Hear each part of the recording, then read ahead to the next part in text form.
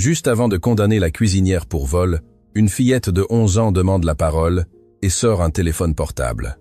Ce que la fillette montre dans la salle fait lever toute la cour. Le tribunal sentait le vieux bois et la peur. Martine Dubois, 40 ans, se tenait devant le juge, les mains menottées et le cœur brisé. Elle portait la même robe grise qu'elle utilisait pour cuisiner, car on ne lui avait pas permis de se changer lors de son arrestation. Le juge Aurélien Fournier la regardait du haut de son estrade comme on observe un insecte avant de l'écraser. « Martine Dubois », lut le juge d'une voix grave. « Vous êtes accusée du vol d'un collier de diamants, d'une valeur de 200 000 €, propriété de Madame Valérie de Montaigne. Étant donné la gravité du délit et considérant que vous manquez de ressources économiques, de soutien juridique compétent et que vous avez un accès direct à la résidence de la victime, ce tribunal estime qu'il existe un risque élevé de fuite. » Martine voulut parler, mais le nœud dans sa gorge l'en empêchait. Elle avait travaillé 12 ans dans cet hôtel particulier. 12 ans à cuisiner, nettoyer, servir, 12 ans à garder un secret qui lui brûlait l'âme chaque nuit. Et maintenant elle était là, accusée de vol par la même femme qui lui avait tout volé. La sentence préliminaire, continua le juge, sera de 15 ans de réclusion, sans droit à la libération sous caution. Un murmure parcourut la salle. L'avocat commis d'office, un jeune homme que l'État lui avait assigné 2 jours auparavant, ne leva même pas les yeux de ses papiers. Il n'avait pas d'argument, pas de preuves, pas d'espoir. Valérie de Montaigne était assise au premier rang, vêtue de noir, comme si c'était elle la victime d'une tragédie. Elle pleurait avec élégance, essuyant ses larmes avec un mouchoir en soie. À ses côtés, son avocat, maître Marc Dubois-Lemaire, l'un des plus chers du pays, hochait la tête, satisfait. « Ce collier appartenait à ma mère », sanglota Valérie lorsqu'on lui donna la parole. « Il a une valeur sentimentale inestimable, et cette femme à qui j'ai ouvert les portes de ma maison, me l'a volée. » Martine retrouva finalement sa voix. « Je n'ai rien volé, dit-elle, ferme mais tremblante. Je suis innocente. » Le juge Fournier l'interrompit d'un coup de marteau. « Silence. Les preuves sont accablantes. Le collier a été trouvé parmi vos effets personnels, parce que quelqu'un l'a mis là. Vous accusez Madame de Montaigne de mentir ?» Martine regarda directement Valérie. Pendant une seconde, les pleurs de la millionnaire s'arrêtèrent. Leurs regards se croisèrent, et dans ce regard, Martine vit ce qu'elle avait toujours vu, de la haine pure, déguisée en élégance. « Oui, » répondit Martine, « elle ment. » Le juge sourit à peine, comme si cette réponse était exactement ce qu'il attendait. Qu'il soit consigné dans les procès-verbaux que l'accusé diffame la victime. Cela aggrave votre situation. Martine sentit le sol s'enfoncer sous ses pieds. Tout était arrangé. Le juge, le procès, la sentence, tout était une farce. Mais pourquoi? Pourquoi Valérie prenait-elle tant de peine à détruire une simple cuisinière? La réponse était assise dans la galerie du public, au 3e rang, observant tout avec des yeux écarquillés. Une fillette de 11 ans aux cheveux retenus par une tresse. Camille, la fille de Valérie. Ou du moins, c'est ce que tout le monde croyait. L'avocat de la défense se leva à contre-cœur. Il s'appelait Étienne Leroy. Il avait 28 ans et ce n'était que son 5e cas. Les 4 précédents, il les avait perdus. « Votre honneur », dit-il d'une voix incertaine. « Ma cliente soutient qu'elle est innocente. Nous demandons plus de temps pour recueillir des preuves. » Le juge Fournier ne le regarda même pas. La défense a eu suffisamment de temps.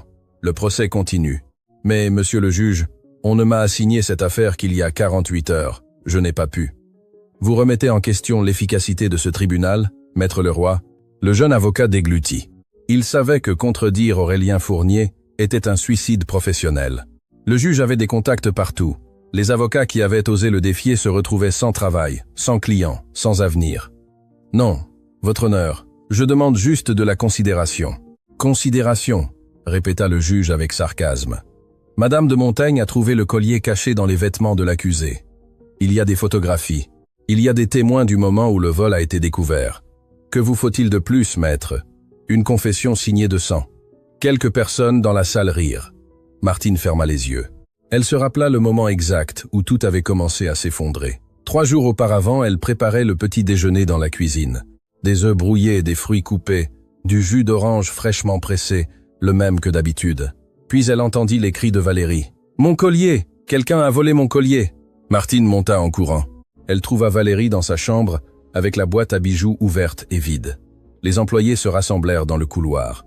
Denis le jardinier, Rose la femme de chambre, Bernard le chauffeur. Tous confus. « Personne ne sortira de cette maison tant qu'il n'aura pas été retrouvé », ordonna Valérie. Ils appelèrent la police. 2 officiers fouillèrent chaque pièce.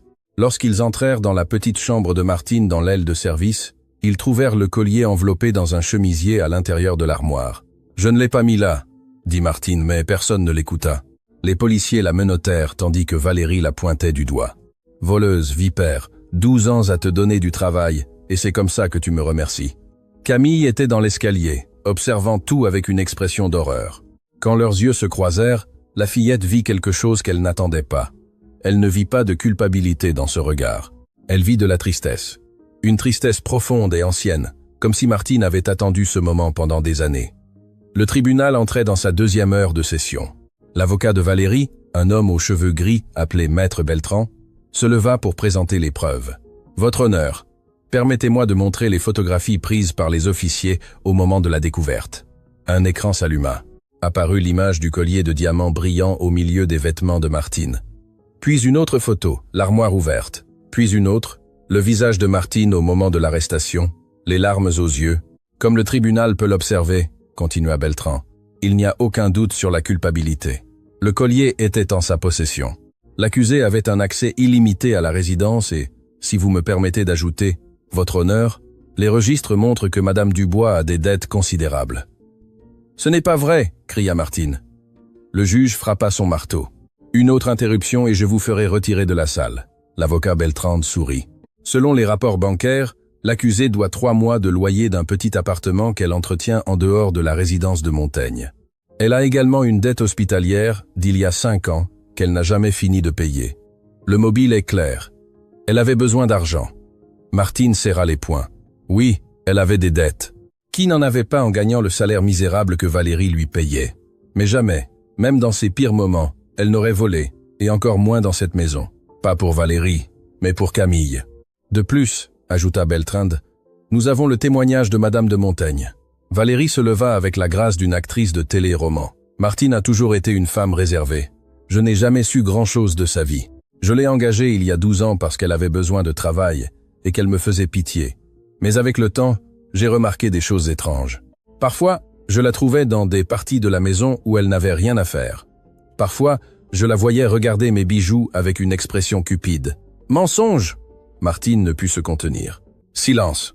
ordonna le juge. « Je lui ai ouvert les portes de mon foyer », continua Valérie, laissant couler une larme parfaite. « Je lui ai donné du travail quand personne d'autre ne l'aurait fait, et c'est ainsi qu'elle me remercie en me volant la seule chose qui me restait de ma mère. » Le public murmurait d'indignation.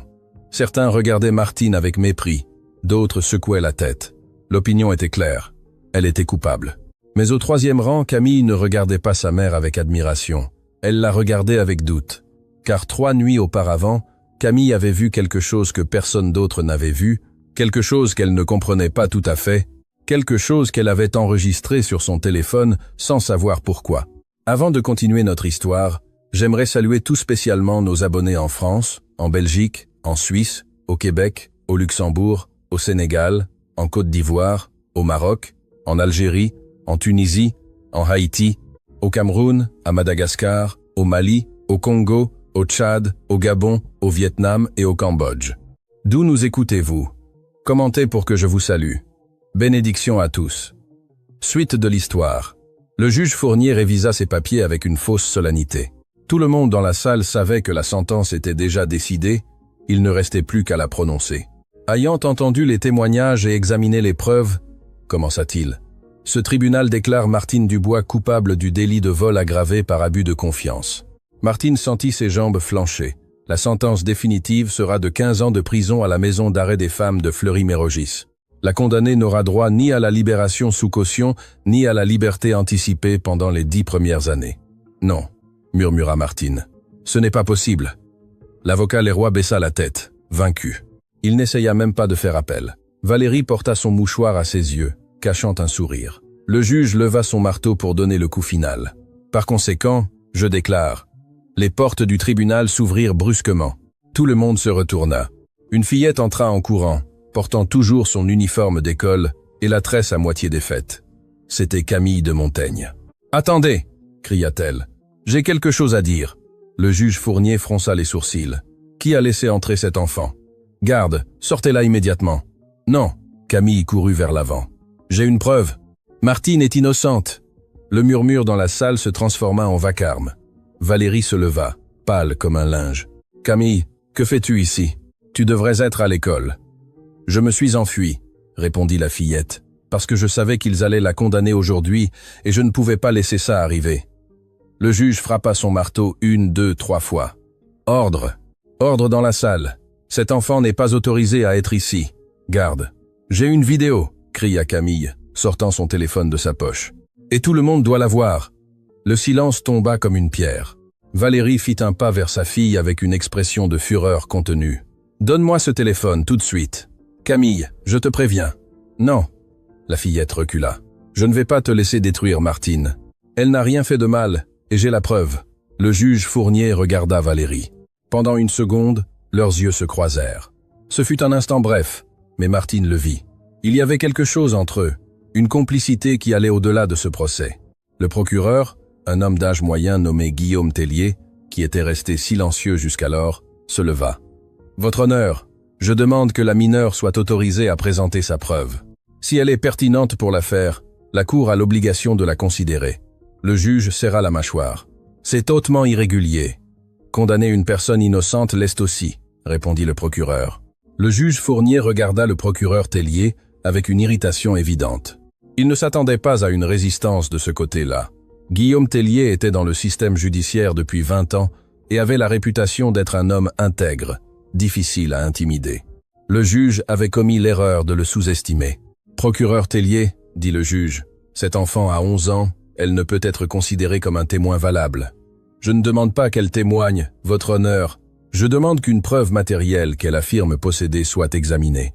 S'il s'agit d'une vidéo, elle peut être analysée indépendamment de l'âge de celui qui l'a enregistrée. » Valérie intervint d'une voix tremblante. « Votre honneur, ma fille est clairement perturbée. Elle a eu des problèmes émotionnels depuis que son père nous a quittés. Elle invente des choses. Elle a trop d'attachement pour la domestique.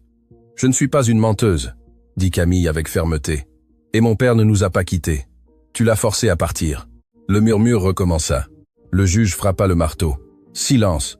Il se tourna vers Camille. « Fillette, ceci est un tribunal, pas un cirque. Si vous avez quelque chose à montrer, remettez-le au procureur et il décidera si c'est pertinent. » « Non, » répondit Camille. « Je veux que tout le monde le voie maintenant. » L'avocat Beltrand, représentant Valérie, s'approcha de l'estrade. « Votre honneur, c'est une perte de temps.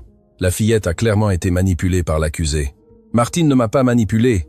cria Camille. « Elle ne sait même pas que j'ai cette vidéo. » Martine observait tout sans pouvoir y croire.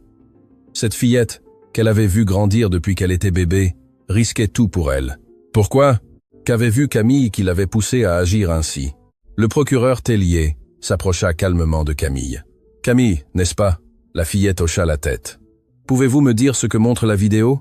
Elle montre qui a vraiment mis le collier dans la chambre de Martine. » Le silence fut absolu. « Et quand avez-vous enregistré cette vidéo? » 3 nuits avant l'arrestation de Martine. Tellier se tourna vers le juge. « Votre honneur, cette information est potentiellement disculpatoire. Refuser de l'examiner serait une grave irrégularité procédurale. Le juge Fournier était acculé. S'il refusait, il serait exposé devant tout le tribunal. S'il acceptait, la vidéo pourrait tout gâcher. » Il regarda Valérie. Elle était pâle, les lèvres serrées. « Très bien, » dit finalement le juge. « Reproduisez la vidéo. Mais s'il s'avère que c'est une farce, l'accusé fera face à des chefs d'accusation supplémentaires pour manipulation de mineurs. » Camille marcha vers le centre de la salle, son téléphone levé. « Ce n'est pas une farce, » dit-elle. « C'est la vérité. » Le technicien du tribunal connecta le téléphone de Camille à l'écran principal. Pendant quelques secondes, tout resta noir. Puis, une image floue prit forme peu à peu. C'était un long couloir, à peine éclairé par la lumière qui filtrait d'une fenêtre. La caméra tremblait légèrement, signe que celui qui enregistrait était caché. Le compteur de temps indiquait 2h47 du matin. Une porte s'ouvrit au fond du couloir. En sortit une silhouette enveloppée dans une robe de chambre en soie de couleur crème. Valérie de Montaigne. Elle marchait sur la pointe des pieds, regardant des 2 côtés comme si elle craignait d'être découverte. Dans la salle du tribunal, personne ne respirait. Dans la vidéo, Valérie arriva à une autre porte, celle de la chambre de Martine, dans l'aile de service. Elle l'ouvrit avec précaution. Elle entra. La caméra se déplaça, cherchant un meilleur angle, et parvint à capter à travers l'espace de la porte entr'ouverte. Valérie était devant l'armoire de Martine. Elle sortit quelque chose de la poche de sa robe de chambre, quelque chose qui brillait même dans l'obscurité. Le collier de diamants. Avec des mouvements précis, Valérie enveloppa le collier dans un chemisier et le cacha au fond de l'armoire. Puis elle ferma les portes, vérifia que tout était en place et sortit silencieusement de la pièce. Mais avant de partir, elle fit quelque chose de plus. Elle s'arrêta dans le couloir et murmura quelque chose. L'enregistrement capta ces mots avec clarté. « Cette femme ne peut pas rester dans cette maison, elle en sait trop. » La vidéo se termina. Le silence dans le tribunal était si dense qu'on pouvait le couper avec un couteau. Martine avait les larmes aux yeux, non de tristesse, mais de soulagement. Quelqu'un avait finalement vu la vérité. Valérie se leva, tremblante. « Cette vidéo est fausse. Ma fille l'a manipulée. Elle ne sait pas ce qu'elle fait. »« Fausse ?» dit le procureur Tellier. « Madame de Montaigne, on vient de vous voir clairement en train de dissimuler le collier dans les affaires de l'accusé. Comment expliquez-vous cela? C'est un montage. Cet enfant a accès à la technologie. Elle a pu. Une fillette de 11 ans a fabriqué un deepfake de sa propre mère à 3h du matin? Tellier secoua la tête. C'est absurde et vous le savez. Le juge Fournier frappa son marteau avec force. Ordre. Cette vidéo nécessite une analyse criminalistique. Je déclare un ajournement de 3 jours pendant que les experts déterminent son authenticité. Objection, cria Tellier. La vidéo est une preuve évidente. Suspendre le procès maintenant, ce serait couvrir. J'ai dit ajournement. Le juge se leva. Et un mot de plus, procureur. Et je vous accuserai d'outrage à la cour. Tellier serra les poings, mais garda le silence. Il savait choisir ses batailles. Pendant que les gardes ramenaient Martine à sa cellule, Camille réussit à s'approcher suffisamment pour lui dire quelque chose à l'oreille. « Je vais te sortir d'ici, je te le promets. » L'ajournement de 3 jours ordonné par le juge Fournier n'était pas destiné à analyser la vidéo, mais à gagner du temps. Cette même nuit, Aurélien Fournier conduisit sa voiture jusqu'à un quartier résidentiel exclusif en banlieue. Il s'arrêta devant une maison avec des grilles dorées et des jardins parfaits. L'hôtel particulier de Montaigne. Valérie l'attendait dans le bureau, une coupe de vin à la main. Mais son expression n'était pas calme. Elle était d'une panique contrôlée. « Comment as-tu permis que ça arrive ?» lui dit-elle à peine il entra. « Le procès devait être réglé aujourd'hui. C'est toi qui as élevé cet enfant. » Fournier se servit un whisky au bar. « Comment est-il possible qu'elle t'ait enregistré sans que tu t'en rendes compte? Je croyais qu'elle dormait. » « Eh bien, clairement non. Nous devons faire quelque chose avec cette vidéo. Elle est déjà entre les mains du tribunal. Je ne peux pas la détruire sans éveiller les soupçons. Alors, discrédite-la. Trouve des experts qui disent qu'elle est fausse. » Fournier secoua la tête. « Ce n'est pas si simple. Le procureur Tellier est un problème. Je ne peux pas l'acheter et je ne peux pas l'intimider. Il est intègre depuis 20 ans. Alors trouve-lui quelque chose de sale. Tout le monde a quelque chose à cacher. » Le juge la regarda froidement. « Tiens, qui parle de cacher des choses ?» Valérie se tourna vers lui. « Ne commence pas, Aurélien. Nous sommes ensemble dans cette affaire depuis 15 ans. Si je tombe, tu tombes avec moi. Je sais, c'est pour ça que je suis ici. » Ils se regardèrent en silence. Il y avait une longue histoire entre eux. Une histoire qui avait commencé bien avant que Rémy de Montaigne découvre la vérité. Une histoire de mensonges, d'ambition et de trahison. « Il y a quelque chose que je ne comprends pas, » dit Fournier. « Pourquoi maintenant ? Martine était dans cette maison depuis 12 ans, sans causer de problème. Pourquoi as-tu décidé de te débarrasser d'elle précisément maintenant ?» Valérie mit du temps à répondre. « Parce que Camille est sur le point d'avoir 12 ans. Et qu'est-ce que ça a à voir ? Rémy a laissé un fonds fiduciaire avant de partir. Un fonds fiduciaire au nom de sa fille biologique qui s'active quand la fillette atteint 12 ans. Je ne savais pas qu'il existait jusqu'à il y a 2 mois, lorsque le comptable a commis l'erreur de le mentionner. » Fournier comprit immédiatement. « Si Martine reste près de Camille et que quelqu'un commence à enquêter, ils découvriront que Camille n'est pas ma fille, » compléta Valérie. « Et tout ce que nous avons construit s'effondrera. » Le juge termina son whisky d'un trait. « Qui d'autre sait pour le fonds fiduciaire? Seul le comptable. Mais il ne parlera pas. On lui fait trop peur. »« Tu es sûr ?» Valérie sourit, mais il n'y avait pas de joie dans son geste. Les lâches sont toujours prévisibles.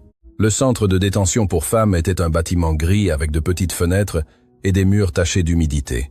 Martine partageait sa cellule avec 3 autres femmes qui la regardaient avec curiosité. Elle n'était pas le genre de personne qui arrivait normalement ici. « Qu'as-tu fait ?» lui demanda l'une d'elles, une femme plus âgée avec des cicatrices sur les bras. « Rien. Je suis innocente. » La femme rit amèrement. « Nous le sommes toutes, ma chérie. Bienvenue au club. Ivan Date, Dande. Martine s'assit sur la couchette inférieure et ferma les yeux. Elle pensa à Camille, à son courage d'entrer au tribunal, à sa voix ferme quand elle avait dit qu'elle allait la sortir de là. Mais elle pensa aussi au danger que courait cette fillette. Valérie n'était pas une femme qui pardonnait la trahison. Même pas celle de sa propre fille, ou plutôt, de la fille qu'elle avait volée. Car c'était ça le secret que Martine avait gardé pendant 11 ans. Camille n'était pas la fille de Valérie. Elle était la sienne, de son sang, de son corps, la fillette qu'on lui avait arrachée des bras quand elle n'avait que 3 jours. Tout avait commencé avec Rémi. Rémi de Montaigne était un homme différent de son épouse. Là où Valérie était froide, il était chaleureux. Là où elle manipulait, il cherchait la vérité. Quand Martine arriva pour travailler à l'hôtel particulier il y a 12 ans, ce ne fut pas comme cuisinière, mais comme administratrice. Rémi l'avait engagée parce qu'il voyait en elle quelque chose qu'il admirait. Intelligence, dignité, honnêteté. Avec le temps, les nuits de travail se transformèrent en longues conversations. Les conversations se transformèrent en confiance. Et la confiance en quelque chose de plus profond. Martine n'a jamais voulu tomber amoureuse d'un homme marié, mais Rémi lui raconta la vérité sur son mariage. Valérie ne l'aimait pas, elle l'avait choisi pour son argent.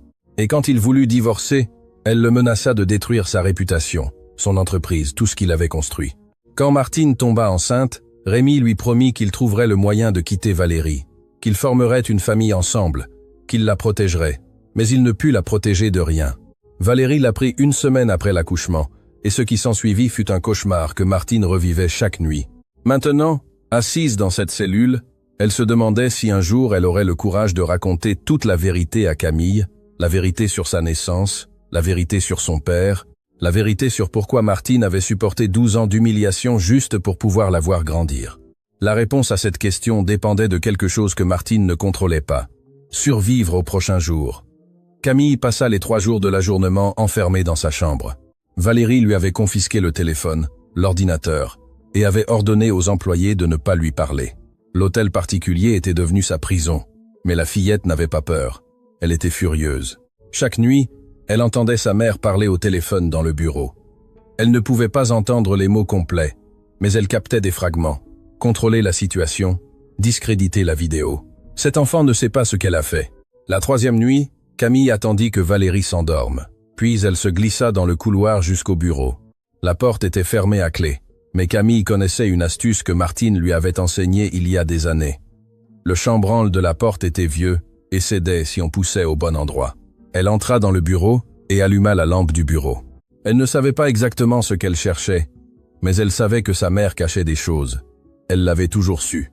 Elle fouilla les tiroirs, factures, contrats, papiers ennuyeux, mais dans le dernier tiroir, sous un faux dossier, elle trouva quelque chose de différent. C'était des photographies. Des photographies de sa mère avec un homme qui n'était pas son père, un homme que Camille reconnut immédiatement, le juge Aurélien Fournier. Ils étaient enlacés, s'embrassant dans ce qui semblait être un hôtel de luxe. La date au dos d'une photo disait qu'elle avait été prise il y a 15 ans, mais ce n'était pas le plus choquant. Au fond du tiroir, il y avait un dossier contenant des documents médicaux. Camille les lut sans tout comprendre, mais une phrase attira son attention. Diagnostic, infertilité irréversible. La patiente Valérie de Montaigne ne peut concevoir d'enfant, ni naturellement, ni par assistance.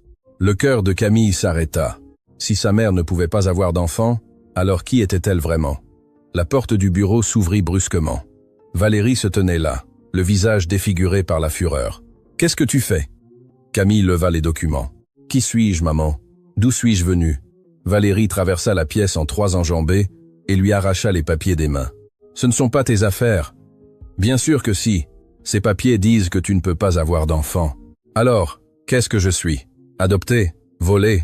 La gifle arriva si vite que Camille n'eut pas le temps de l'éviter. « Ne dis jamais ça à nouveau, » siffla Valérie. « Tu es à moi, tu comprends? À moi. » Camille se toucha la joue brûlante.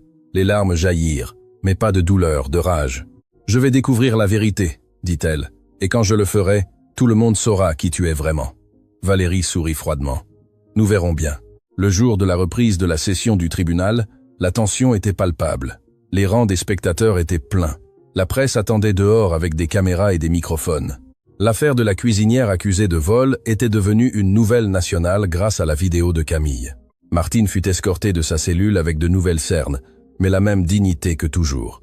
Lorsqu'elle entra dans la salle, elle chercha Camille du regard. Elle la trouva assise à côté d'une femme inconnue, une assistante sociale que le tribunal avait désignée pour surveiller la mineure après qu'il eût été révélé que Valérie l'avait frappée. Valérie était à sa place habituelle, mais quelque chose avait changé. Elle ne pleurait plus. Elle ne prétendait plus être la victime. Maintenant, elle regardait devant elle avec une expression de pierre, comme un général se préparant pour une bataille qu'il pourrait perdre. Le juge Fournier entra et tout le monde se leva. Il avait l'air fatigué, avec des cernes sous les yeux. Les 3 jours d'ajournement ne lui avaient clairement pas apporté la paix. La session de l'affaire de Montaigne contre Dubois reprend, annonça-t-il. Avant de continuer, je dois informer que l'analyse criminalistique de la vidéo présentée par la mineure Camille de Montaigne a été conclue. Le silence était absolu. Les experts ont déterminé. Le juge fit une pause comme si les mots lui coûtaient. Que la vidéo est authentique. Elle ne montre aucun signe de manipulation numérique. Un murmure parcourut la salle. Valérie ferma les yeux. Cependant, continua le juge en élevant la voix, cela ne signifie pas que l'accusée est innocente. La vidéo montre Madame de Montaigne plaçant le collier, mais n'explique pas comment le collier est arrivé entre ses mains en premier lieu. Il est possible que l'accusée l'ait volé, et que Madame de Montaigne l'ait trouvé ultérieurement. Objection. Le procureur Tellier se leva. Cette interprétation est absurde. Pourquoi la prétendue victime cacherait-elle le collier volé parmi les affaires de la voleuse au lieu de le remettre aux autorités? Silence! Le juge frappa son marteau. Je ne tolérerai plus d'interruption. Mais Tellier ne s'arrêta pas. Votre honneur, j'ai de nouvelles informations pertinentes pour cette affaire. Des informations qui impliquent directement l'intégrité de ce processus judiciaire. Le juge Fournier se crispa. De quoi parlez-vous? Je parle d'un conflit d'intérêts qui aurait dû vous obliger à vous récuser dès le début. Tellier sortit une enveloppe de sa mallette. J'ai des preuves que vous, votre honneur, entretenez une relation personnelle avec Madame Valérie de Montaigne. Une relation qui a commencé il y a plus de 15 ans. Le chaos éclata dans la salle. Le juge Aurélien Fournier frappa le marteau tant de fois que le manche lui glissa de la main. La sueur coulait sur son front tandis qu'il tentait de rétablir l'ordre dans une salle qui avait explosé en murmures, cris et flashs des téléphones qui enregistraient tout. « C'est une infamie », rugit le juge. « Procureur Tellier, je vous accuse formellement d'outrage à la cour. Vous pouvez m'accuser de ce que vous voulez, » répondit Tellier calmement. « Mais permettez-moi d'abord de présenter ces photographies. » Tellier remit l'enveloppe à un des officiers du tribunal qui la porta jusqu'à l'estrade. Le juge Fournier regarda l'enveloppe comme si elle contenait du poison. « Je ne vais pas examiner des accusations infondées en pleine session. Alors, permettez que la cour les examine en plénière. » Les photographies commencèrent à circuler. C'étaient les mêmes que Camille avait trouvées dans le bureau de sa mère. Images d'Aurélien Fournier et de Valérie de Montaigne dans des situations intimes, datant d'il y a 15 ans.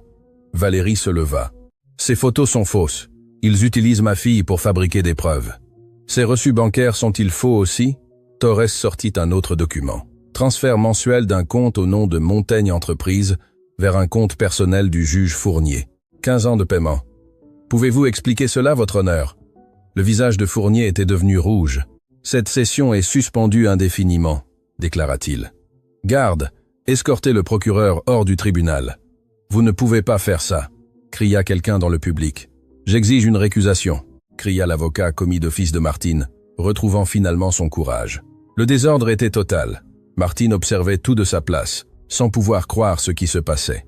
Des années d'humiliation, de silence, d'avoir ravalé sa douleur, et maintenant tout s'effondrait sous ses yeux. Mais quelque chose l'inquiétait. D'où le procureur avait-il tiré ces photographies? Qui les lui avait données? Un officier s'approcha du juge et lui parla à l'oreille. Fournier pâlit encore plus. « Quoi ?» murmura-t-il. L'officier répéta quelque chose. Le juge s'effondra sur sa chaise. « La cour d'appel a été notifiée », annonça l'officier à voix haute. Le juge Aurélien Fournier est suspendu de ses fonctions le temps d'enquêter sur les accusations de conflit d'intérêts. Fournier regarda Valérie. Elle lui rendit son regard. Et à ce moment, tous deux surent que le château de mensonges qu'ils avaient construit pendant 15 ans commençait à s'écrouler. L'affaire fut transférée à la juge Claire Moreau, une femme de 60 ans, connue pour son intégrité inébranlable. Elle avait refusé des pots de vin, des menaces et des offres de promotion tout au long de sa carrière. Son seul intérêt était la justice. La première décision de la juge Moreau fut de libérer Martine sous caution pendant que les irrégularités de l'affaire précédente étaient examinées. Ce n'était pas un pardon, mais c'était une opportunité. Lorsque Martine sortit de prison cet après-midi-là, Camille l'attendait dehors avec l'assistante sociale. « Je ne pouvais pas te laisser pourrir là-dedans », dit la fillette en courant pour l'embrasser. Martine la serra fort, respirant l'odeur de ses cheveux. Ça sentait le shampoing à la fraise, le même qu'elle lui achetait quand elle était petite. « Comment as-tu obtenu ces photos ?» lui demanda-t-elle à voix basse. « Celles que le procureur a montrées au tribunal ? Je les ai trouvées dans le bureau de ma mère. Je les ai envoyées au procureur avant qu'elle ne me prenne le téléphone. C'était très dangereux. Valérie aurait pu. Je me fiche de ce qu'elle aurait pu faire, l'interrompit Camille. Tu es la seule à m'avoir aimé vraiment de toute ma vie, et maintenant je sais pourquoi. Martine se tendit. Que veux-tu dire? J'ai trouvé les papiers médicaux. Je sais que Valérie ne peut pas avoir d'enfant. Le cœur de Martine s'arrêta. Camille, tu es ma vraie maman, n'est-ce pas? Le monde sembla s'arrêter. Les voitures continuaient de passer. Les gens marchaient sur le trottoir, mais pour Martine, il n'existait que ce moment, et cette fillette qui la regardait avec des yeux pleins d'espoir et de peur.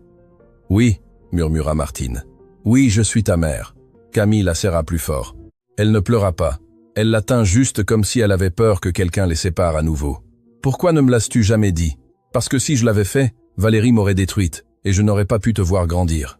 Je préférais être ta cuisinière que de n'être rien. »« C'est fini », dit Camille. « Plus personne ne nous séparera. » Martine voulait le croire, mais elle savait que Valérie ne renoncerait pas si facilement. Et il y avait autre chose. Quelque chose que même Camille ne savait pas encore. Rémi, le père de Camille, l'homme qui avait disparu il y a 11 ans, l'homme qui pourrait peut-être détruire Valérie une bonne fois pour toutes, s'il était encore en vie. Le procureur Guillaume Tellier n'était pas homme à célébrer des victoires anticipées. La suspension du juge Fournier était une étape importante, mais l'affaire était loin d'être résolue. Il devait maintenant comprendre l'histoire complète. Cette nuit-là, Tellier rendit visite à Martine dans le petit appartement que l'assistante sociale lui avait temporairement trouvé. C'était un endroit modeste avec de vieux meubles et des murs écaillés. Mais pour Martine, c'était un palais comparé à la cellule. « J'ai besoin que vous me racontiez tout », dit Tellier en s'asseyant en face d'elle. Depuis le début, sans rien omettre. Martine le regarda avec prudence. « Comment puis-je savoir que je peux vous faire confiance? Vous ne le savez pas, mais je suis votre meilleure option pour obtenir une vraie justice. Et quelque chose me dit que vous avez attendu très longtemps pour cela. » Martine garda le silence un instant, puis commença à parler. « Je suis arrivé à l'hôtel particulier de Montaigne il y a 12 ans. Rémi de Montaigne m'a engagé comme administratrice de ses affaires.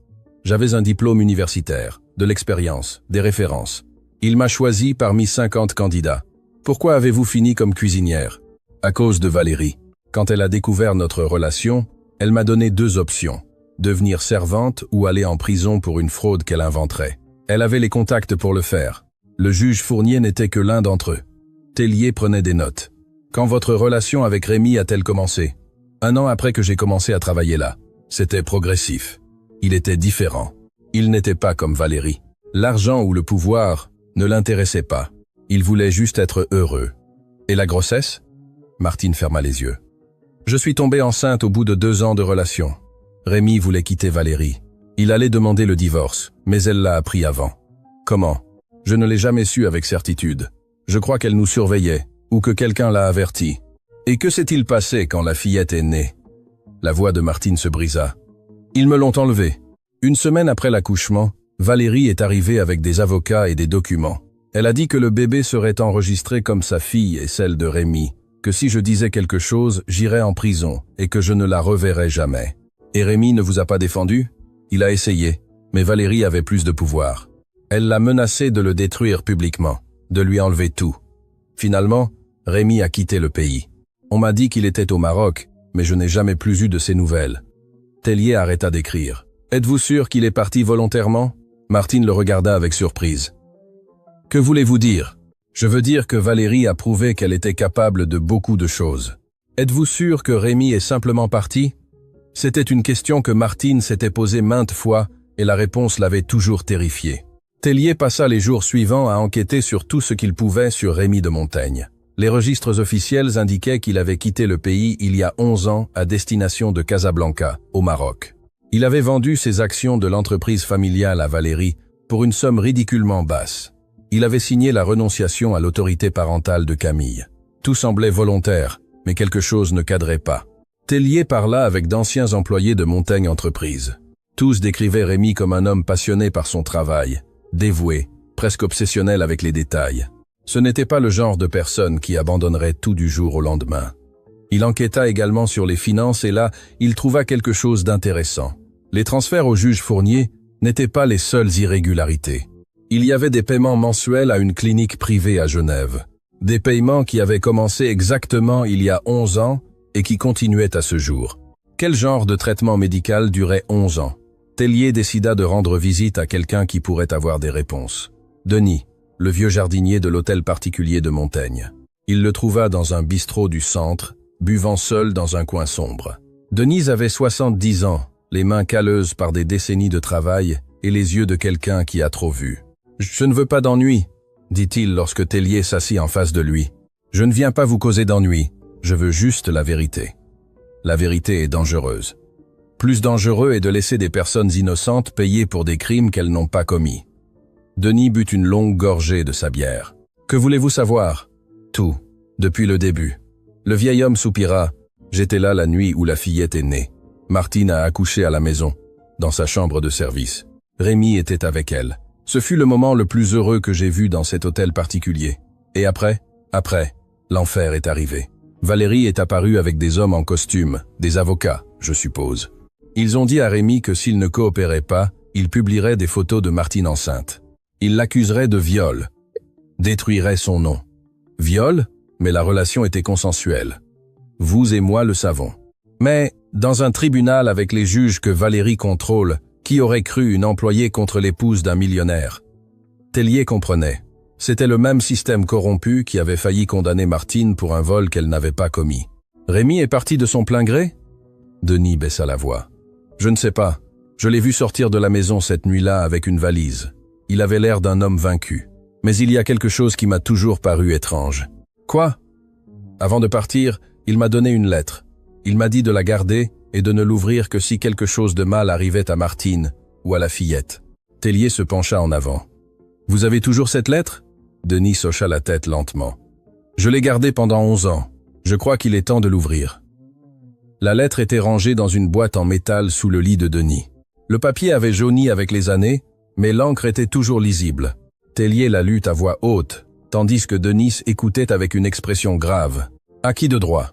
Si vous lisez ceci, cela signifie que quelque chose de grave est arrivé, quelque chose que j'ai toujours craint. Mon nom est Rémi de Montaigne.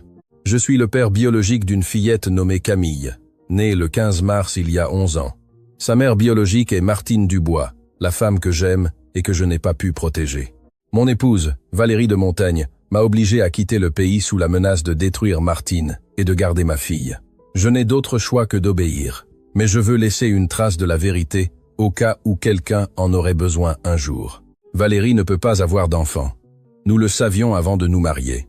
Elle m'a convaincu que nous adopterions, mais elle ne l'a jamais fait. Quand elle a découvert que Martine était enceinte, elle a vu une opportunité. Elle ne se souciait pas de la fillette.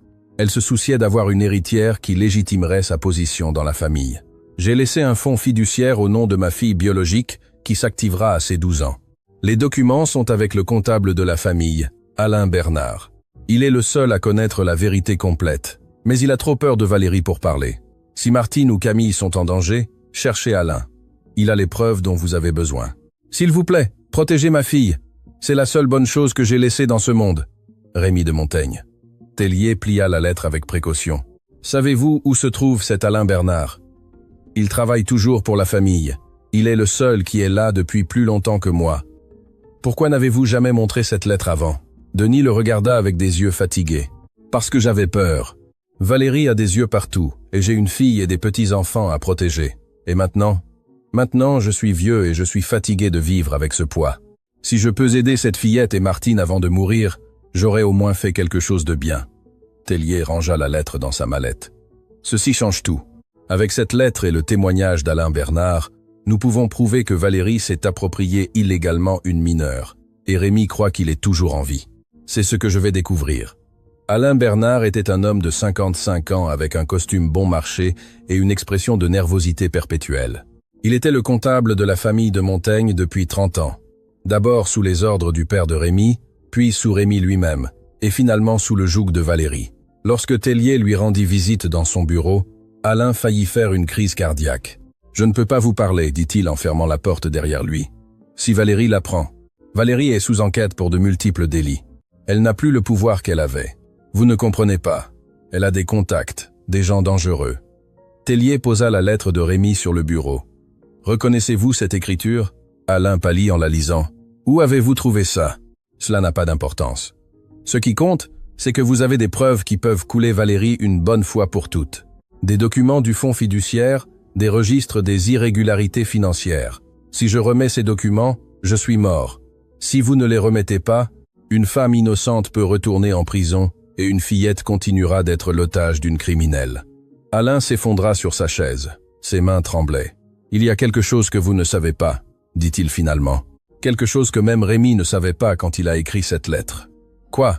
Rémi est vivant. » Tellier resta immobile. « Comment le savez-vous ? » « Parce que je lui envoie de l'argent chaque mois à une clinique à Genève. »« Quel genre de clinique ?» Alain déglutit. « Une clinique psychiatrique. Valérie l'y a interné il y a 11 ans. Elle a dit au médecin qu'il avait fait une dépression mentale, qu'il était un danger pour lui-même et pour les autres. Et les médecins l'ont cru ? Valérie a payé suffisamment pour qu'il ne pose pas de questions. Rémi est enfermé là-bas depuis lors, sous médicaments, isolé. Il ne sait probablement même pas quelle année on est. » Tellier sentit son sang bouillir. « Vous êtes en train de me dire que Valérie a enfermé son propre mari dans un hôpital psychiatrique pour garder sa fortune et sa fille ? C'est exactement ce que je suis en train de vous dire. Pourquoi n'avez-vous jamais rien dit ?» Alain le regarda avec honte. « Parce que je suis un lâche. Et parce que Valérie m'a menacé de faire la même chose à ma famille si je parlais. » Tellier se leva. « J'ai besoin de tous les documents que vous avez, le fonds fiduciaire, les transferts, les registres de la clinique, tout. Si je fais ça, ma vie est finie. Si vous ne le faites pas, votre conscience le sera. » Alain ferma les yeux un long moment. Quand il les ouvrit, il avait pris une décision. « Je vous apporterai tout demain, mais après ça, j'ai besoin de disparaître. » La nouvelle que Rémi de Montaigne pourrait être vivant se répandit rapidement parmi ceux qui suivaient l'affaire. Mais Valérie ne le savait pas encore, ou du moins c'est ce que croyait Tellier. Alors qu'il préparait le prochain mouvement légal, quelque chose d'inattendu se produisit. Camille reçut une visite. Elle était dans l'appartement temporaire avec Martine lorsque la sonnette retentit. Martine ouvrit avec prudence. Devant elle, il y avait un homme d'une 50aine d'années, mince, avec une barbe grise et des yeux enfoncés. Il portait des vêtements simples et n'avait qu'un sac à dos. « Martine Dubois ?» demanda-t-il d'une voix rauque. Elle le regarda sans le reconnaître au début. Mais quelque chose, dans ses yeux, quelque chose de familier. « Rémi ?» L'homme hocha la tête lentement. Martine se couvrit la bouche avec ses mains. Les larmes commencèrent à couler sans contrôle. « Je pensais que tu étais mort. J'ai failli l'être. J'étais très proche. » Camille apparut derrière Martine. « Qui est-ce » demanda-t-elle. Rémi la regarda, et pour la première fois depuis 11 ans, il vit sa fille. Ce n'était plus le bébé qu'on lui avait arraché des bras. C'était une fillette forte, courageuse, avec les mêmes yeux que sa mère. « Je suis ton père » dit Rémi, « et je suis venu finir ce que j'aurais dû faire il y a longtemps. » Camille ne courut pas pour l'embrasser. Elle ne le connaissait pas, elle avait seulement entendu dire qu'il l'avait abandonnée. « Pourquoi es-tu parti » demanda-t-elle froidement. « Pourquoi nous as-tu laissés avec elle ?»« Je ne suis pas parti. Ils m'ont enfermé. Valérie m'a interné dans un hôpital psychiatrique pendant 11 ans. Ils m'ont médicamenté jusqu'à ce que je ne me rappelle même plus mon propre nom. »« Et comment t'es-tu échappé ?» Rémi regarda Martine. « Le comptable, Alain. Il a cessé d'envoyer les paiements de la clinique il y a 1 mois. Les médecins ont commencé à poser des questions. L'un d'eux, plus jeune, a examiné mon dossier et a vu les incohérences. Il m'a aidé à sortir. » Martine ne pouvait s'arrêter de pleurer. « 11 ans, Rémi. 11 ans à penser que tu m'avais abandonné. Je sais et je suis désolé, mais je suis là maintenant, et j'ai des preuves de tout ce que Valérie a fait. » Rémi ouvrit son sac à dos et en sortit un épais dossier.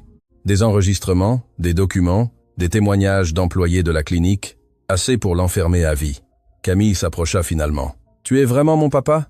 Rémi hocha la tête, les larmes aux yeux. « Oui, et je suis désolé de ne pas avoir été là pour toi, mais maintenant, je vais tout arranger, je te le promets. » Le retour de Rémi de Montaigne était le coup que personne n'attendait. Même Tellier, qui cherchait des preuves qu'il était en vie, n'imaginait pas qu'il apparaîtrait de son propre chef. « Comment es-tu arrivé jusqu'ici ?» lui demanda Tellier lorsqu'ils se rencontrèrent dans son bureau. « Quand je me suis échappé de la clinique, je n'avais rien. Ni argent, ni documents, ni idée d'où j'étais. J'ai passé des semaines à chercher un moyen de revenir. Un camionneur m'a ramené de Genève en échange d'aide avec la cargaison. Et comment as-tu su où trouver Martine? Alain m'a laissé une note avant de disparaître. Il m'a tout raconté. Le procès, la vidéo de Camille, l'enquête. J'ai su que je devais venir immédiatement.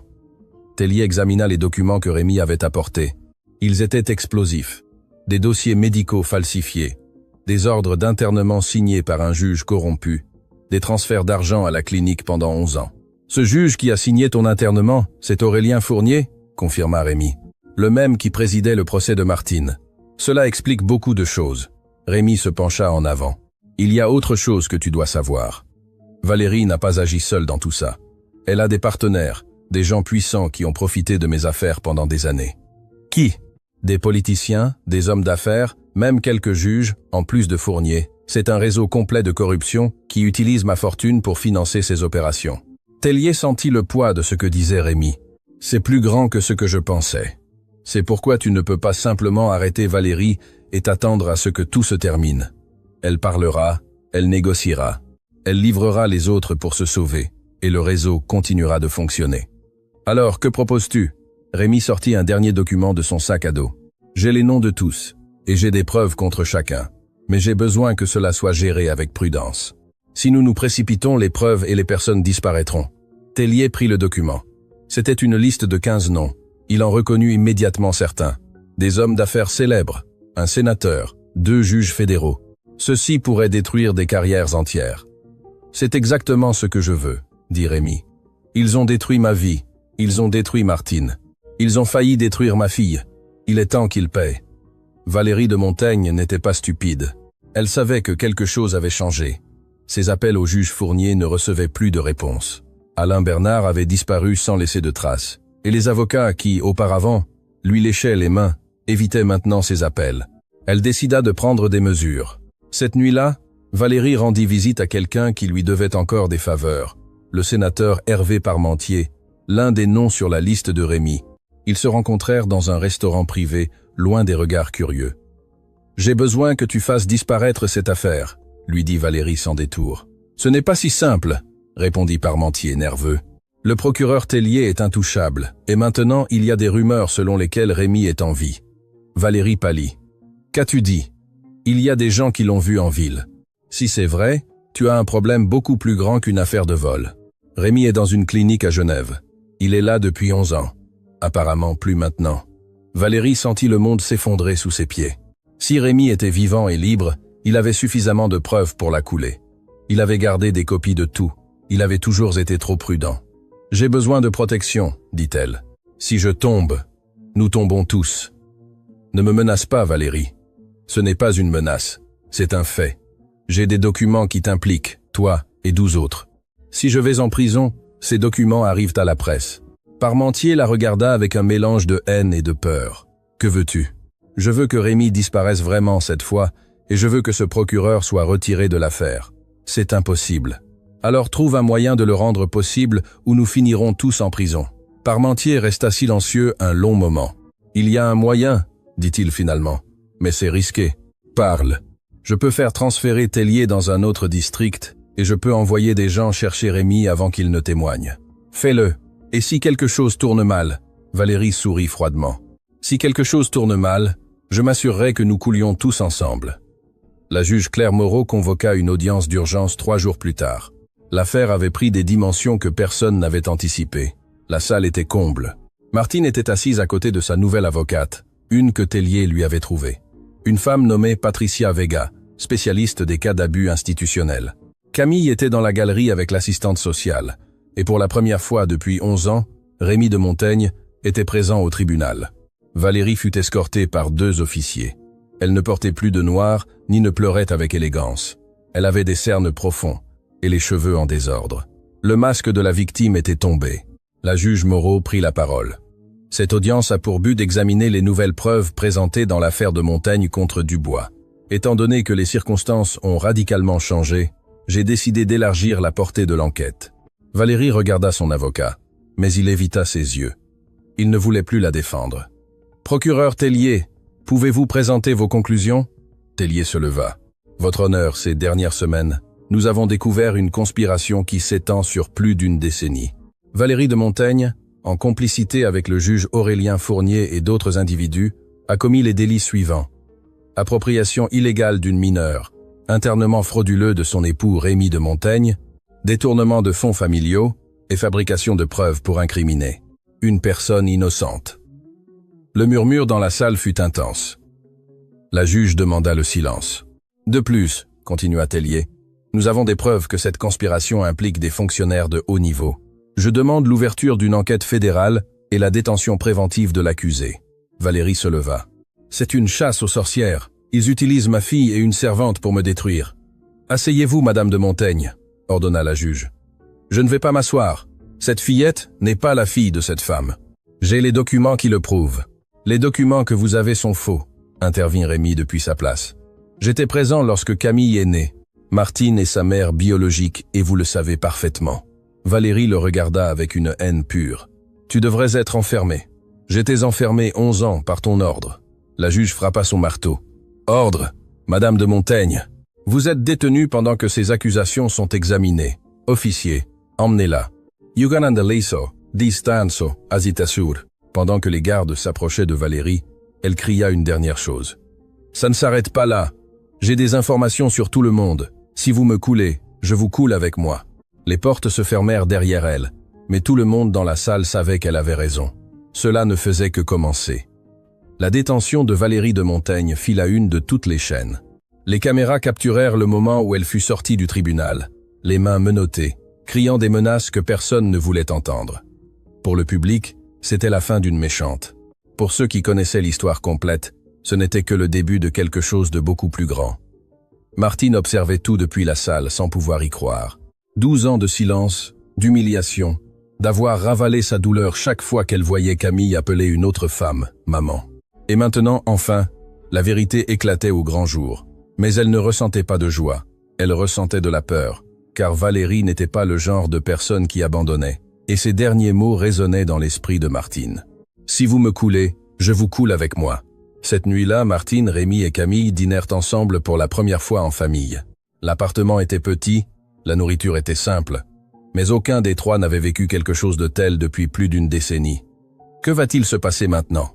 demanda Camille, remuant sa nourriture dans son assiette sans manger. « L'enquête va continuer », répondit Rémy. « Tellier a suffisamment de preuves pour garder Valérie enfermée longtemps. Et les autres, ceux que tu as mentionnés, les politiciens et les hommes d'affaires ?» Rémy échangea un regard avec Martine. « C'est plus compliqué. Ils ont du pouvoir, de l'argent, des influences. Ce ne sera pas facile de les toucher. » Camille posa sa fourchette sur la table. « Alors, ils pourraient s'en tirer ?»« Pas si je peux l'éviter, » dit Rémy. « Mais j'ai besoin que tu comprennes quelque chose, Camille. Ce qui vient ne sera pas facile. Ils vont nous attaquer. Ils vont essayer de nous discréditer. Ils vont dire que ta mère et moi sommes les méchants de cette histoire. Ma mère est assise ici, » répondit Camille, pointant Martine. « L'autre femme n'a jamais été ma mère. » Martine sentit son cœur se remplir de quelque chose qu'elle n'avait pas ressenti depuis des années, l'espoir. Mais cet espoir fut de courte durée. Le téléphone de Rémy sonna. C'était Tellier. « Nous avons un problème, » dit le procureur. « Valérie a demandé à parler. Elle dit qu'elle a des informations sur toi et que cela changera tout. » Rémy fronça les sourcils. « Quel genre d'informations ?»« Elle n'a pas voulu me le dire. Elle ne veut parler qu'avec toi, seul à seul. » La prison préventive où Valérie était détenue était un bâtiment gris en banlieue. Rémy arriva le lendemain matin, escorté par Tellier et 2 officiers. Il ne voulait pas être là, mais il avait besoin de savoir ce qu'elle manigançait. La salle de visite était froide, avec des murs en béton et une table en métal boulonnée au sol. Valérie était assise de l'autre côté, portant l'uniforme orange des détenus et sans une goutte de maquillage. Elle paraissait 10 ans de plus que la dernière fois que Rémy l'avait vue clairement. « Tu es venu, » dit-elle avec un sourire amer. « Je pensais que tu aurais peur. » « Peur de quoi ? De la vérité. » Rémy s'assit en face d'elle. « Quelle vérité ? Tout le monde sait déjà ce que tu as fait. Tout le monde sait ce que j'ai fait. Mais personne ne sait ce que toi tu as fait. » « Je n'ai rien fait. » Valérie se pencha en avant. « Non ? Et qu'en est-il des contrats que tu as signés avec le réseau de trafic international il y a 15 ans ? Les cargaisons qui passèrent par tes entrepôts sans que personne ne pose de questions ? » Rémy pâlit. « C'était avant de te connaître et je ne savais pas ce qu'ils transportaient. Mais tu as signé les papiers et j'ai des copies. Ces documents ne prouvent rien. Ils prouvent que tu faisais partie du commerce. Et si ces documents arrivent entre les bonnes mains, tu passeras le reste de ta vie en prison. Tout comme moi. Rémi la regarda avec mépris. Que veux-tu? Je veux un accord. Tu retires les accusations contre moi. Tu convaincs Tellier que j'ai été manipulé par Fournier et je garde le silence sur ton passé. Et Martine? Et Camille? Martine peut garder la fillette. Je m'en fiche maintenant. Elle ne m'a jamais vraiment importé. C'était juste un outil pour maintenir l'image de la famille parfaite. Rémi serra les poings sous la table. Tu es un monstre. Je suis une survivante, tout comme toi. La différence est que je ne prétends pas être une bonne personne. Rémi se leva. Je ne ferai aucun accord avec toi. Je préfère aller en prison plutôt que de te laisser libre. Valérie sourit. Alors on se verra en enfer, mon cher, car si je tombe, je t'entraîne avec moi. Cito. Insanze, e biezing, contenli, anostatafan. Rémi sortit de la prison avec le poids du monde sur ses épaules. Les mots de Valérie le hantaient. Elle avait raison. Il y a 15 ans, quand il était jeune et ambitieux, il avait signé des contrats sans poser de questions. Des contrats qui s'étaient avérés être des façades pour des opérations illégales.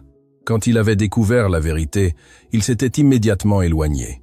Il avait coupé tous les liens, détruit les documents qu'il avait, et juré de ne jamais revenir dans ce monde.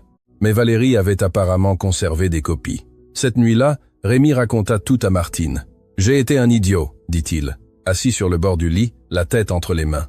J'étais jeune, je voulais de l'argent rapidement, et je n'ai pas demandé d'où il venait. » Martine l'écouta en silence. « Savais-tu que c'était illégal? » »« Non, au début. Quand je l'ai découvert, je me suis retiré, mais le mal était déjà fait. »« Pourquoi ne me l'as-tu jamais dit? » »« Parce que j'avais honte, et parce que je pensais que c'était enterré à jamais. » Martine s'approcha et lui prit les mains. « Nous faisons tous des erreurs. L'important est ce que nous faisons après. Ce que j'ai fait après, c'est fuir Valérie et te laisser seule avec notre fille. Je ne suis pas un héros, Martine. Je n'ai pas besoin d'un héros.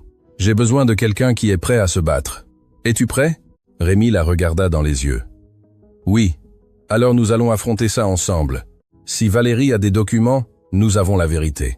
Et la vérité finit toujours par éclater. » Dans la chambre d'à côté, Camille était réveillée, écoutant tout à travers le mur mince.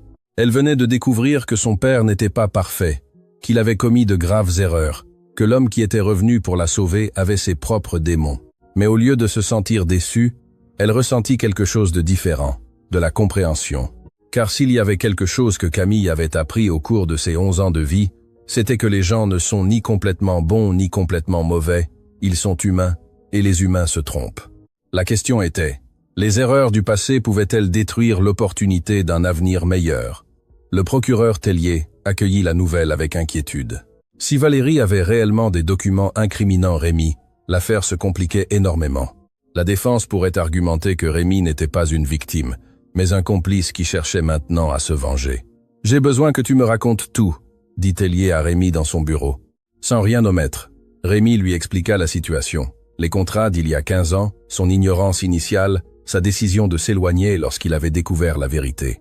Y a-t-il quelque chose qui te lie directement à des activités criminelles? Seulement ma signature sur ces contrats. Je n'ai participé à aucune opération. Je n'ai pas reçu d'argent d'eux. Je n'ai pas su ce qu'ils transportaient avant-après. Peux-tu le prouver? Je peux prouver que je me suis éloigné. Je peux prouver que j'ai dénoncé ces personnes de manière anonyme 1 an plus tard.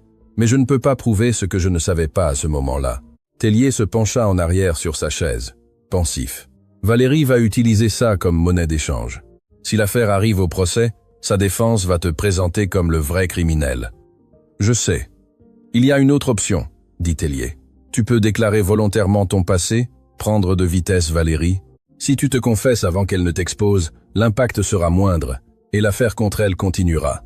Ce que tu as fait il y a 15 ans ne justifie pas ce qu'elle a fait pendant 11 ans, mais tu dois être prêt à en subir les conséquences. Rémi resta silencieux un instant. Pourrais-je aller en prison? C'est possible. Cela dépend de ce qu'ils trouvent lorsqu'ils enquêteront sur ces contrats. C'était une décision impossible. Se confesser signifiait risquer sa liberté. Ne pas se confesser signifiait donner à Valérie le pouvoir de le détruire. J'ai besoin d'y réfléchir, dit Rémi. Tu n'as pas beaucoup de temps. Valérie parle déjà avec des avocats. Rémi quitta le bureau de Tellier sentant que le sol s'enfonçait sous ses pieds. Il était revenu pour sauver sa famille, mais maintenant, il semblait qu'il pourrait finir par la détruire.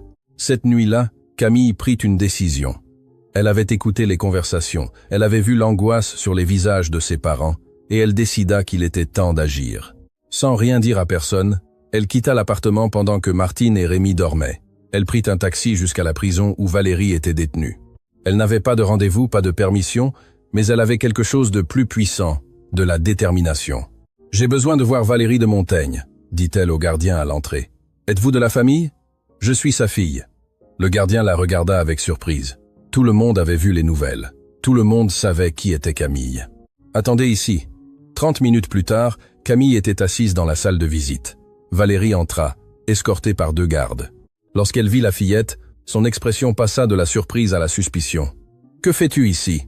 Je suis venu te parler. Seule. Ta mère de substitution t'a laissé venir ? Elle ne sait pas que je suis ici. » Valérie s'assit en face d'elle avec un sourire calculateur. « Intéressant. Et de quoi veux-tu parler ? Je veux que tu laisses Rémi tranquille. Ton père, celui qui t'a abandonné pendant 11 ans, il ne m'a pas abandonné, tu l'as enfermé. Détail. Le fait est que maintenant il vient jouer le héros, et il s'attend à ce que nous oublions tous ses propres péchés. » Camille la regarda droit dans les yeux. « Que veux-tu pour le laisser tranquille ?» Valérie se pencha en avant, intriguée. « Tu négocies avec moi. Une fillette de 11 ans. J'ai quelque chose que tu veux. Qu'est-ce que tu pourrais avoir qui m'intéresse ?» Camille sortit un papier plié de la poche de sa veste. C'était une copie du document du fonds fiduciaire, le fonds que Rémi avait laissé à son nom et qui s'activerait à ses 12 ans. « Je sais que tu voulais garder cet argent, » dit Camille. « C'est pourquoi tu as essayé de faire sortir Martine de la maison avant mon anniversaire. Si tu t'engages à ne pas utiliser ces documents contre Rémi, quand j'aurai 12 ans, je te transférerai tout le fonds fiduciaire. » Valérie la regarda avec un mélange d'admiration et de mépris. « Tu es plus intelligente que je ne le pensais, mais il y a un problème. »« Lequel ? » ?»« Je ne te fais pas confiance. Comment puis-je savoir que tu tiendras parole ? Parce que, contrairement à toi, j'ai une parole. » Le silence entre elles fut dense. Valérie étudiait la fillette, cherchant des signes de faiblesse. Elle n'en trouva aucun. « J'y réfléchirai, » dit-elle finalement. Quand Martine découvrit que Camille était allée voir Valérie, elle faillit faire une crise cardiaque. « Tu es folle » cria-t-elle. « Cette femme est dangereuse. Elle aurait pu te faire du mal. J'étais dans une prison, maman, avec des gardes. Elle ne pouvait rien me faire. Cela n'a pas d'importance. Tu ne peux pas prendre de telles décisions sans nous consulter. » Rémi intervint d'une voix plus calme. « Camille, qu'est-ce que tu lui as dit exactement ?» Camille leur expliqua l'offre qu'elle lui avait faite. Le fonds fiduciaire en échange du silence. « Tu ne peux pas faire ça, » dit Martine. « Cet argent est à toi. Ton père l'a laissé pour ton avenir. Mon avenir n'a pas d'importance si mon père est en prison. De plus, je n'ai pas besoin de cet argent. J'ai besoin de vous deux. » Rémi s'agenouilla devant sa fille. « Écoute-moi bien. Ce que tu as fait était très courageux, mais aussi très risqué. Valérie n'est pas quelqu'un avec qui on peut négocier. Elle prendra ce que tu lui offres et continuera d'attaquer. Alors, que faisons-nous ? Nous faisons ce qui est juste. Je vais me confesser sur mon passé avant qu'elle ne puisse l'utiliser contre moi. Mais tu pourrais aller en prison. C'est possible. Mais je préfère affronter les conséquences de mes erreurs que de vivre dans la peur que quelqu'un les utilise pour me contrôler. » Camille serra son père dans ses bras. « Je ne veux pas te perdre à nouveau. Tu ne vas pas me perdre. Quoi qu'il arrive, nous serons ensemble. Peut-être pas physiquement, mais ensemble. » Martine se joignit à l'étreinte. Pour la première fois depuis 11 ans, les trois étaient du même côté, contre le monde s'il le fallait. Mais ce qu'aucun d'eux ne savait, c'est que Valérie avait déjà pris une décision, et ce n'était pas celle que Camille attendait. Le lendemain, Valérie demanda une audience d'urgence. Son avocate, une nouvelle qu'elle avait engagée avec le peu d'argent qu'il lui restait, présenta une motion surprise. « Ma cliente souhaite faire une déclaration », annonça-t-elle. « Elle a des informations pertinentes sur des activités criminelles impliquant de multiples individus de haut niveau. » La juge Moreau fronça les sourcils. « Cherche-t-elle un accord ? Ma cliente est disposée à coopérer entièrement en échange d'une réduction de peine. » Tellier se leva. « Votre honneur, ceci est clairement une tactique pour détourner l'attention de l'affaire principale. »« Ce n'est pas une distraction, » répondit l'avocate de Valérie. « Ma cliente a des documents qui prouvent l'implication de Rémi de Montaigne dans des opérations de trafic international il y a 15 ans. » Le murmure dans la salle fut immédiat. Rémi, assis dans la galerie, sentit son estomac se nouer. Valérie l'avait trahi. Malgré l'offre de Camille, elle avait décidé d'attaquer. « De plus, » continua l'avocate, « ma cliente a des informations sur le réseau de corruption qu'a mentionné le procureur Tellier. Des noms, des dates, des montants, tout. La juge Moreau examina la situation. « Procureur Tellier, qu'en pensez-vous » Tellier mit du temps à répondre. C'était un piège, il le savait, mais c'était aussi une opportunité. Si Valérie avait vraiment des informations sur le réseau de corruption, cela pourrait valoir la peine de l'écouter. « Je suis disposé à considérer un accord », dit-il finalement. « Mais j'ai besoin de voir les preuves avant de m'engager à quoi que ce soit. »« Inacceptable », répondit l'avocate. « Ma cliente ne montrera rien tant qu'un accord ne sera pas signé. »« Alors, il n'y a pas d'accord. » Valérie se leva. « Attendez !» cria-t-elle. « Il y a autre chose, quelque chose que personne ne sait encore. »« Asseyez-vous, Madame de Montaigne », ordonna la juge. Le juge Fournier n'a pas agi seul. Il a un associé, quelqu'un qui a protégé ce réseau depuis l'ombre pendant 20 ans. Quelqu'un qui est dans cette même salle. Tout le monde regarda autour de soi. Qui cela pouvait-il être?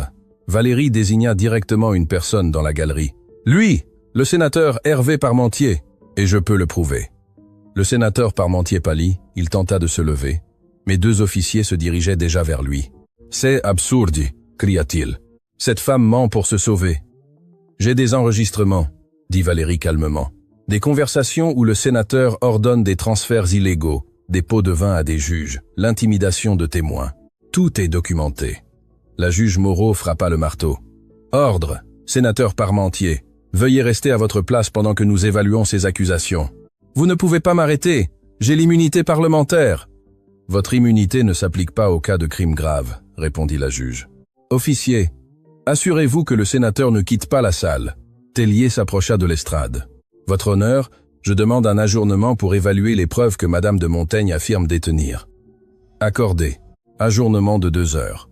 Pendant que les officiers ramenaient Valérie à sa cellule, elle passa devant Rémi et lui murmura « Je t'ai dit que si je tombais, je les entraînerai avec moi, mais pas toi. Eux, toi et moi, on parlera après. » Rémi ne sut que penser. Valérie le protégeait-elle, ou était-ce un autre piège? Pendant l'ajournement, Tellier examina les preuves que Valérie avait fournies. Elles étaient dévastatrices. Des enregistrements audio où le sénateur Parmentier donnait des ordres directs, des documents avec sa signature, des photographies compromettantes. « C'est authentique, » dit Tellier. « Tout cela est authentique. » « Qu'est-ce que cela signifie pour mon affaire ?» demanda Rémi. « Cela signifie que Valérie vient de devenir le témoin le plus précieux de cette enquête. Si elle coopère entièrement, elle pourrait obtenir une réduction significative de sa peine. Et mes contrats ?» Tellier le regarda avec une expression sérieuse. Elle n'a rien mentionné à ce sujet dans sa déclaration, elle n'a attaqué que Parmentier et Fournier. Pourquoi me protégerait-elle? Je ne sais pas, mais quelque chose a changé et nous devons le découvrir. Cette nuit-là, Rémi reçut un appel inattendu. C'était Valérie depuis la prison. « Avant que tu ne dises quoi que ce soit, » commença-t-elle, « écoute-moi. »« Pourquoi devrais-je t'écouter ?»« Parce que je viens de te sauver, et je veux que tu saches pourquoi. » Rémi garda le silence attendant. « Camille est venue me voir. Elle m'a offert le fonds fiduciaire en échange de te laisser tranquille. Une fillette de 11 ans négociant avec le. Pour son père. Je sais. Elle me l'a raconté. Now yento makes our af. Laifa. Ce qu'elle ne sait pas, c'est que cette visite m'a fait réfléchir. Cet enfant a plus de valeur et plus d'amour que je n'en ai jamais eu. Et je me suis rendu compte de quelque chose. Si je la détruis, elle, en te détruisant toi, je deviens quelque chose de pire que ce que je suis déjà. Depuis quand cela t'importe-t-il? Depuis que j'ai compris que je vais passer le reste de ma vie en prison. Et je veux qu'au moins une bonne chose sorte de tout ça. Et qu'en est-il de tes menaces? Les documents sur mon passé. Je les ai détruits. Enfin, j'ai demandé à mon avocate de les détruire. Ils n'existent plus. Rémi ne savait pas s'il devait la croire. Pourquoi ferais-tu ça? Parce que Camille me l'a demandé. Et parce que même si ça me coûte de l'admettre, cet enfant mérite un père. Même si ce père est toi. Il y eut un long silence. Je ne te demande pas pardon, continua Valérie. Je ne le mérite pas et je n'en veux pas. Je te dis juste que je ne suis plus ton ennemi. J'ai de plus grands ennemis maintenant. Parmentier, Fournier et tous les autres. Ils m'ont utilisé pendant des années. Ils m'ont fait croire que j'étais une associée, mais je n'ai toujours été qu'un outil. Maintenant, ils vont payer. Et après? Après, rien.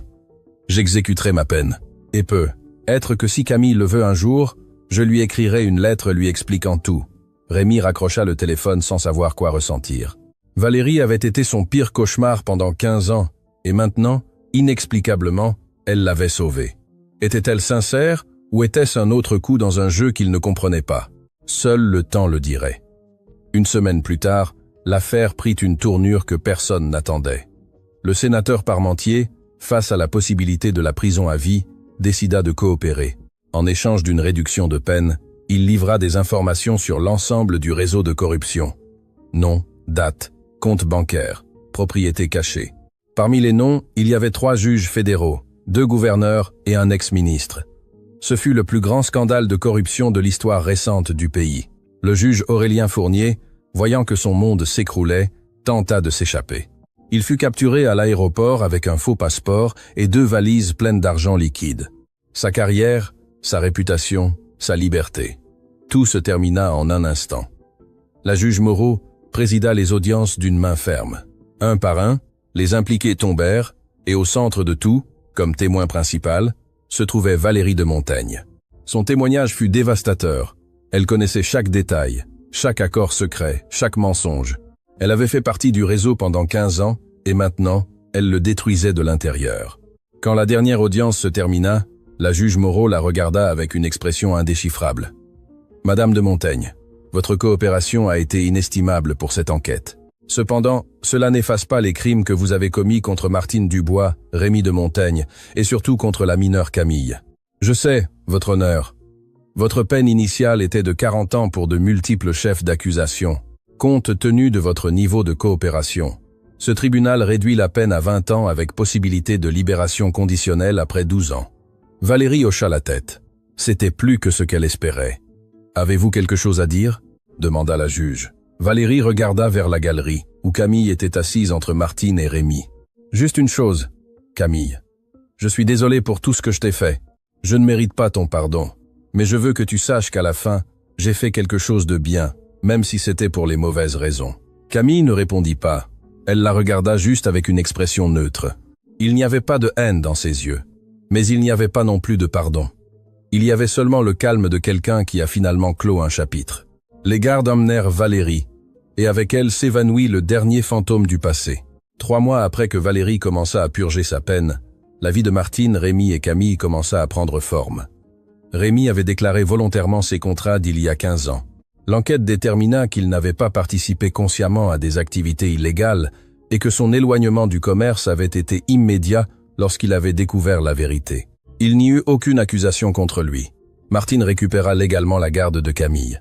Ce fut un long processus, rempli de papiers et d'audiences. Mais elle avait finalement ce dont elle avait toujours rêvé, être officiellement reconnue comme la mère de sa fille. Ils déménagèrent dans une petite maison dans un quartier tranquille, loin de l'hôtel particulier de Montaigne et de tout ce qu'il représentait. Rémy vendit ses actions dans l'entreprise familiale et utilisa l'argent pour recommencer. Mais tout n'était pas parfait. Camille faisait des cauchemars fréquents. Elle se réveillait en criant, en sueur, revivant des moments qu'une fillette de son âge n'aurait jamais dû vivre. Martine la consolait chaque nuit, mais elle savait que les blessures mettraient des années à guérir. Un jour, Camille posa une question à Martine qu'elle n'attendait pas. « Est-ce que tu la pardonneras un jour ?»« Qui ?»« Valérie. » Martine garda le silence un instant. « Je ne sais pas. Ce qu'elle m'a fait, ce qu'elle nous a fait, est difficile à pardonner. Mais elle m'a élevé à sa manière, tordue et égoïste. Mais elle m'a élevé. Cela ne compte pour rien ? Toi, l'as-tu pardonné ?» Camille regarda par la fenêtre. « Non, mais je ne la déteste pas non plus. Je ne ressens rien, comme si c'était une étrangère que j'ai connue il y a longtemps. C'est normal. Avec le temps, tu trouveras le moyen de tout gérer. Et toi, as-tu géré les 12 ans que tu as passés comme servante dans ta propre maison, avoir une autre femme élever ta fille ?» La question frappa Martine de plein fouet.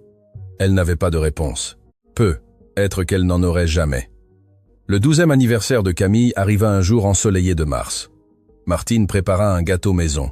Rémy acheta des ballons, et tous 3 célébrèrent dans le petit jardin de leur nouvelle maison. « Fais un vœu », dit Martine tandis que Camille regardait les bougies.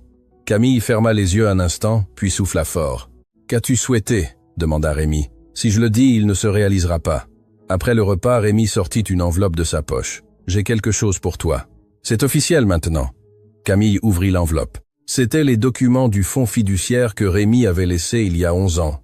Maintenant qu'elle avait 12 ans, l'argent était légalement à elle. « C'est plus que ce que j'imaginais », dit Camille en regardant les chiffres. « Ton grand-père a laissé beaucoup en mourant. Valérie n'a jamais pu toucher cet argent car il était protégé à ton nom.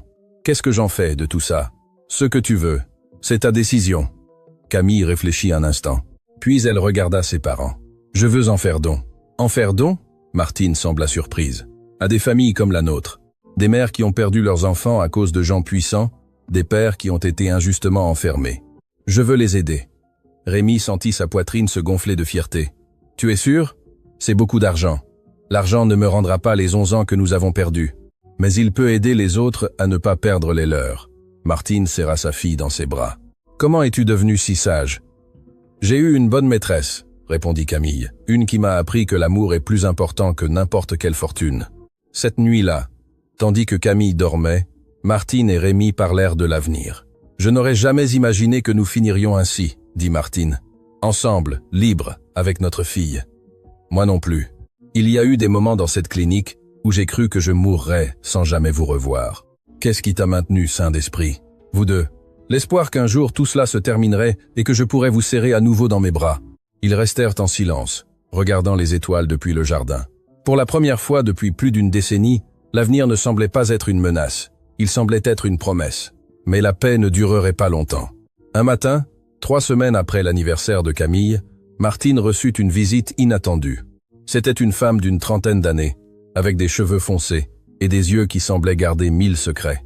Martine Dubois? Oui, c'est moi. Mon nom est Lucie Parmentier. Je suis la fille du sénateur Hervé Parmentier. Martine sentit son cœur s'accélérer. Que voulez-vous? Juste parler. Martine la laissa entrer avec prudence. Elles s'assirent dans le salon, se regardant avec une méfiance mutuelle. Je sais ce que mon père a fait, commença Lucie. Je sais qu'il faisait partie du réseau qui a ruiné votre vie, et je veux que vous sachiez que je n'en avais aucune idée. Et pourquoi me dites-vous cela? Parce que j'ai trouvé quelque chose que mon père a caché pendant des années, et que je crois que vous devriez voir. Lucie sortit un dossier de son sac, et le posa sur la table. Ce sont des documents sur des adoptions illégales.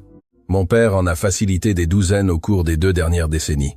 Des enfants qui ont été arrachés à leur mère biologique et vendus à des familles riches. Martine eut la nausée. Camille est l'une d'elles? Pas exactement. Son cas était différent parce que Valérie n'a pas payé pour elle, elle se laisse simplement approprier. Mais il y en a d'autres, beaucoup d'autres. Des enfants qui ne connaissent toujours pas la vérité sur leurs origines. And 12. They after friend. They after friend. They after friend. Pourquoi m'apportez-vous ceci? Parce que vous savez ce que l'on ressent, parce que vous avez vécu ce que ces mères ont vécu, et parce que je crois qu'ensemble, nous pouvons faire quelque chose à ce sujet. Martine regarda les documents. Il y avait des noms, des dates, des photographies, des douzaines de familles brisées par la cupidité d'hommes puissants. Que proposez-vous? Je propose que nous portions cela aux autorités, que nous ouvrions une enquête, que nous réunissions les familles. 19 ha. Yeah, la cadia fight. Orao lakdia. Et qui gagnez-vous? Lucie la regarda les yeux humides. La rédemption. Mon père a détruit des vies. Je ne peux pas changer cela, mais je peux essayer de réparer une partie du mal. C'était une offre risquée, mais Martine avait appris que les causes justes valaient toujours le risque. Très bien, je le ferai. L'enquête sur les adoptions illégales prit des mois. Martine et Lucie travaillèrent avec le procureur Tellier, examinant chaque document, interrogeant des témoins, retrouvant des familles séparées. Ce qu'ils découvrirent fut dévastateur. Au cours des 20 dernières années, plus de 40 enfants avaient été illégalement séparés de leur mère biologique. Certains avaient été vendus à des familles étrangères, d'autres avaient été donnés à des couples locaux qui avaient payé des fortunes pour eux, et d'autres avaient simplement disparu.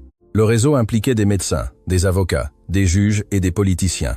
Il était beaucoup plus grand que ce que Valérie ou le sénateur Parmentier avaient révélé.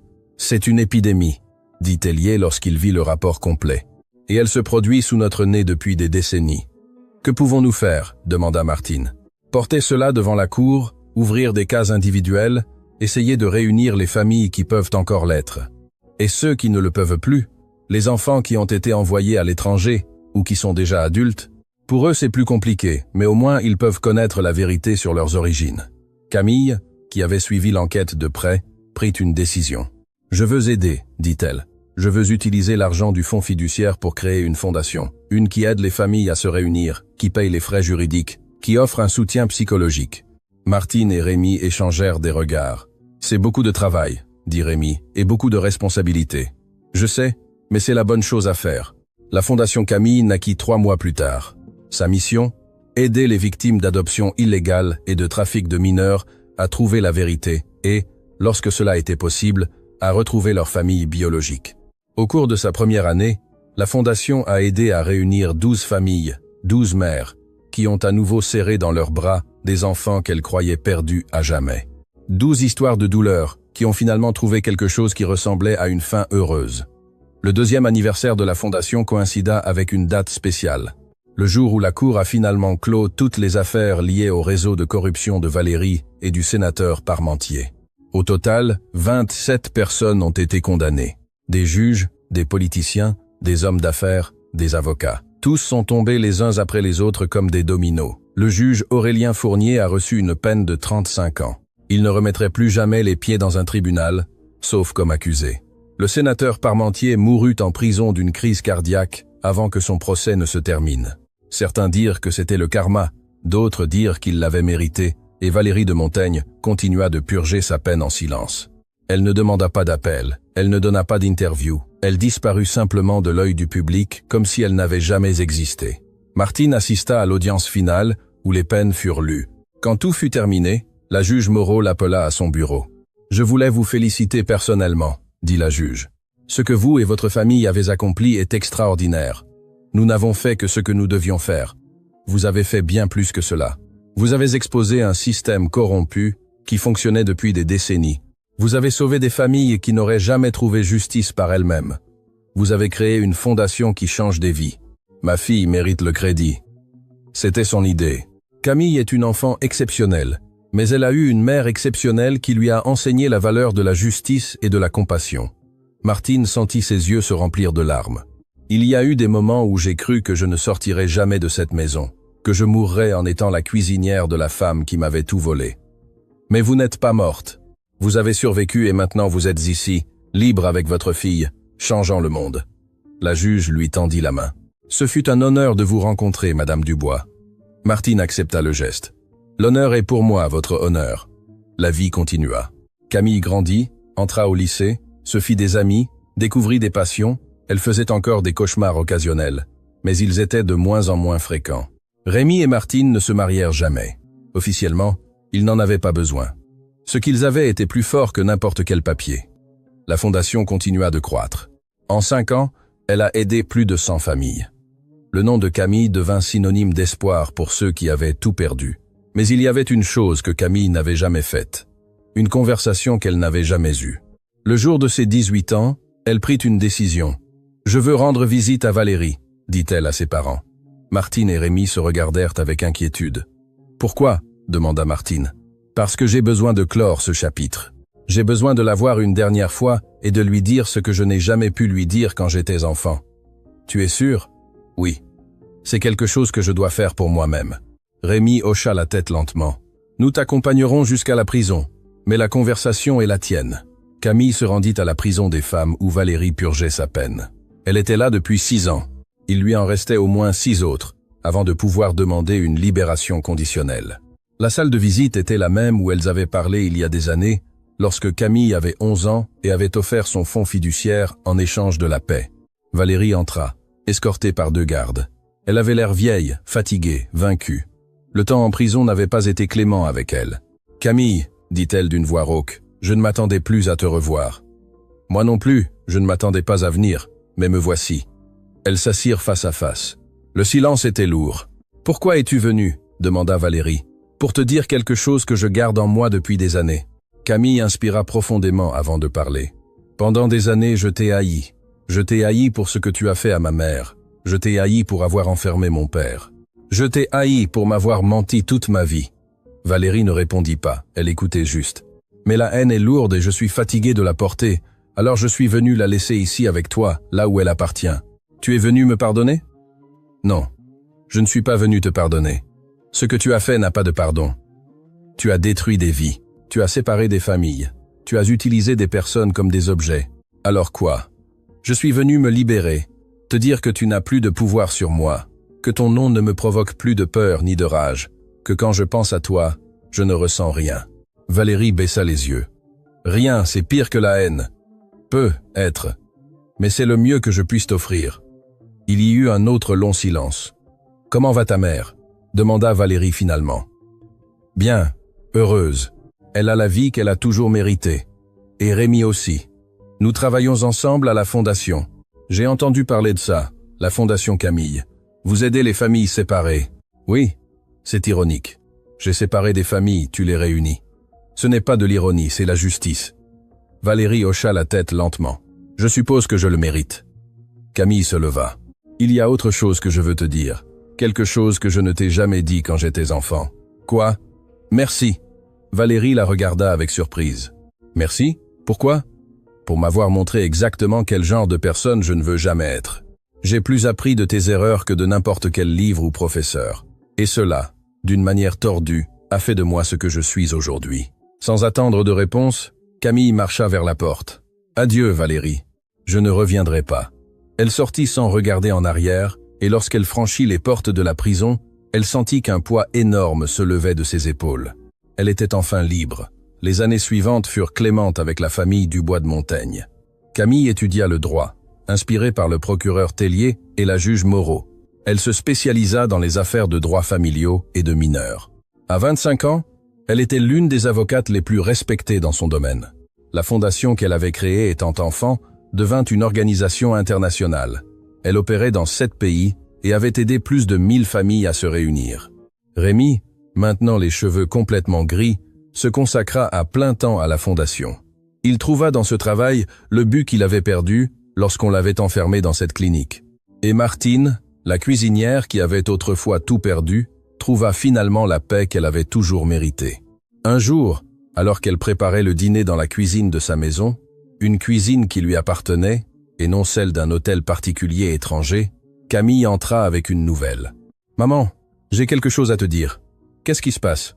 On m'a offert un poste à la Cour internationale de justice comme conseillère dans des affaires de trafic de mineurs. » Martine laissa tomber la cuillère qu'elle tenait. « La Cour internationale à La Haye ? Camille, c'est incroyable. Je sais, mais ça signifie partir loin de toi, de papa, de tout ce que nous avons construit ici. » Martine marcha vers sa fille et lui prit les mains. « Écoute-moi bien. J'ai passé 12 ans de ma vie sans pouvoir être avec toi, sans pouvoir te serrer dans mes bras, sans pouvoir te dire la vérité, sans pouvoir être ta mère. Si j'ai appris quelque chose pendant ces années, c'est que l'amour ne dépend pas de la distance. Alors, tu crois que je dois y aller ? Je crois que tu dois faire ce que ton cœur te dit. Et si ton cœur te dit d'aller à La Haye pour changer le monde, alors vas-y. Nous serons ici à t'attendre, fiers de chaque pas que tu feras. » Camille serra sa mère dans ses bras. « Merci maman pour tout. Ne me remercie pas. Promets-moi juste une chose. » « Quoi ? » « De ne jamais oublier d'où tu viens, de ne jamais oublier la fillette qui est entrée en courant dans un tribunal pour sauver une cuisinière innocente. Je ne l'oublierai jamais. Cette fillette a fait de moi ce que je suis. » Le jour où Camille partit pour La Haye, toute la famille se rendit à l'aéroport pour lui dire « au revoir ». Rémi lui fit une longue étreinte silencieuse. Il n'avait pas besoin de mots. Tout ce qu'il ressentait était dans cette étreinte. Martine lui remit un petit paquet enveloppé dans du papier de soie. « Qu'est-ce que c'est ? Ouvre-le quand tu arrives. » Camille rangea le paquet dans son sac et embrassa sa mère une dernière fois. « Je t'aime, maman. Je t'aime aussi. Plus que les mots ne peuvent l'exprimer. » Camille passa la sécurité. Elle se retourna une dernière fois pour saluer de la main et disparut vers la porte d'embarquement. Martine et Rémi restèrent à regarder l'avion jusqu'à ce qu'il décolle et se perde dans les nuages. « Tu crois qu'elle ira bien ?» demanda Rémi. « Je sais qu'elle ira bien. C'est la femme la plus forte que je connaisse. Elle te ressemble. Elle nous ressemble. » Ils rentrèrent à la maison en silence, chacun perdu dans ses pensées. La maison semblait vide sans Camille, mais ce n'était pas un vide triste. C'était le vide naturel des enfants qui grandissent et trouvent leur propre chemin. Cette nuit-là, tandis que Martine regardait les étoiles depuis le jardin, elle reçut un message de Camille. « Je suis bien arrivé. J'ai ouvert le paquet. J'ai pleuré. Je t'aime, maman. » À l'intérieur du paquet, il y avait une photographie. Elle était vieille, froissée, presque effacée par le temps. Elle montrait une jeune femme tenant un nouveau-né. Derrière la photo, d'une écriture tremblante, Martine avait écrit « Mon premier jour en tant que mère, le jour le plus heureux de ma vie. » C'était la seule photo que Martine avait réussi à conserver de ses premiers jours. Elle l'avait cachée pendant 12 ans à l'insu de Valérie, et maintenant, elle était enfin là où elle devait être, entre les mains de sa fille. 10 ans plus tard, Camille revint dans son pays pour recevoir une reconnaissance spéciale. le prix national des droits de l'homme, décerné pour son travail dans la lutte contre le trafic de mineurs. La cérémonie se déroula dans le même tribunal, où 21 ans auparavant, une fillette de 11 ans était entrée en courant pour sauver une cuisinière innocente. Martine et Rémi étaient au premier rang, les cheveux gris et des rides sur le visage, mais les yeux brillants de fierté. Lorsque Camille monta à l'estrade pour recevoir le prix, elle regarda ses parents et sourit. « Cette reconnaissance n'est pas la mienne », commença son discours. « Elle est celle de toutes les familles qui ont été séparées par la cupidité et la cruauté de ceux qui détenaient le pouvoir. Elle est celle des mères qui ont pleuré des enfants qui leur ont été arrachés. Elle est celle des pères qui ont été réduits au silence. Elle est celle des enfants qui ont grandi sans connaître la vérité sur leurs origines. » Elle fit une pause, retenant ses larmes. Mais surtout, ce prix est celui d'une femme qui m'a enseigné le vrai sens de l'amour. Une femme qui a passé 12 ans comme servante dans sa propre maison juste pour pouvoir me voir grandir. Une femme qui a supporté les humiliations, les injustices et la douleur sans jamais perdre l'espoir. Cette femme est assise ici aujourd'hui, et je veux que le monde connaisse son nom. Martine Dubois, ma mère, mon héroïne. Le public applaudit debout. Martine pleurait sans pouvoir se contenir. Rémi la tenait, les larmes aux yeux aussi. Camille descendit de l'estrade et marcha vers eux. Elle les serra dans ses bras devant des centaines de personnes, sans se soucier des flashs des caméras, ni des murmures des journalistes. « Nous avons réussi, maman », murmura-t-elle. « Après tout, nous avons réussi. » Martine la regarda avec tout l'amour qu'elle avait gardé pendant plus de 3 décennies. « Non, ma fillette, tu as réussi. J'ai seulement été ta cuisinière. » Camille rit à travers ses larmes. « La meilleure cuisinière du monde. Ifen, Endenastan, Endenastan, Endenfend. » Cette nuit-là, tandis que la famille dînait ensemble dans la petite maison qui avait été leur foyer pendant tant d'années, Martine pensa à tout ce qu'ils avaient traversé. La douleur, les mensonges, l'injustice, mais aussi l'amour, le courage et la vérité. Et elle sut avec une certitude absolue que chaque moment de souffrance avait valu la peine, parce qu'au bout du chemin le plus sombre, elle avait trouvé la lumière. Une semaine plus tard, Martine reçut une lettre. L'expéditeur était la prison des femmes où Valérie purgeait sa peine. À l'intérieur, il y avait une seule feuille avec une seule ligne écrite d'une écriture tremblante. « Merci d'avoir élevé Camille de la manière que je n'ai jamais pu. V. » Martine lut la lettre en silence, puis la plia, la rangea dans un tiroir et n'en parla plus jamais. Certaines histoires n'ont pas besoin de réponse. Elles ont juste besoin de se terminer.